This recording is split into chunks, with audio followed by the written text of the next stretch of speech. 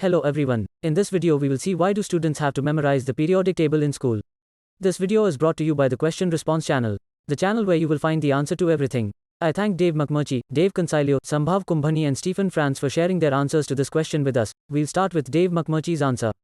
I made it through a Ph.D. in chemistry and I never had to do this, and I've never heard of it. Where is anyone required to memorize the periodic table? There are, of course, people who know quite a lot of the facts it presents, but memorize the entire thing? I don't think so. We continue with Dave Consiglio's answer.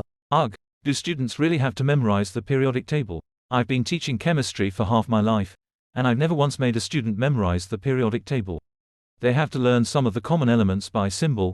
C is carbon, Ca is calcium, company is cobalt, etc.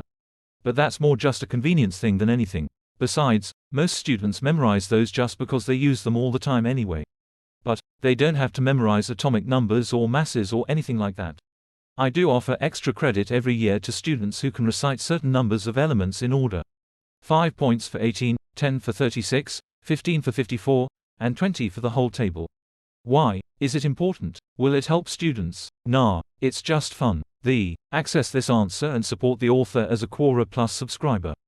Access all answers reserved by Dave Consiglio. For Quora Plus subscribers, access exclusive answers from thousands more participating creators in Quora Plus. Browse ad-free and support creators. Start free trial. Learn more. We can continue with Sambhav Kumbhani's answer. As most people have mentioned, we have Ph.D. in chemistry and we never memorize the entire periodic table. It's a useless thing to do for two simple reasons. I still have to enter a chemistry class, or a test where periodic table was not present for every student. It's not possible to teach, learn or test someone on chemistry without periodic table present in front of them. It is always there for everyone. Always. At least a third of the elements in periodic table are unstable to exist for far too long. They are just too uncommon for most chemistry experiments. Unless you are specially researching on those elements or specially working with those elements, there is absolutely no need for an average chemistry student or researcher, with Ph.D. or more, to know a whole lot about them.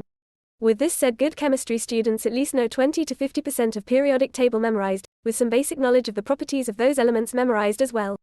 These include the first 18 elements from H to R. All halogens, all alkali metals, alkali earth metals, transition metals. Some people are familiar with lanthanides and actinides as well.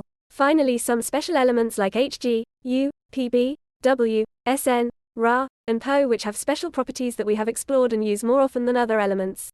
I would say that's the most elements average chemist would bother to remember. We can continue with Stephen Franz's answer. Unlike others, I did memorize the periodic table. It was required of some of my students for their chemistry class, so I joined it. I have found it useful. Knowing where to look for something on the periodic table saves me time. Knowing the atomic number of an element helps me find it quickly on the chart of the nuclides, which was essential for my job. If I have a question about arsenic, for example, I know there are 33 protons. Even if I am wrong, I'm usually within plus or minus 1. I know the atomic mass is just over twice that, so the atomic mass is around 74 or 75. Up to neon, the mass is twice the atomic number. Above lead, it is 2.5 times the atomic number.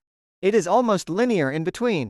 Since my job involved finding trace elements in samples, knowing all the chemical symbols was essential.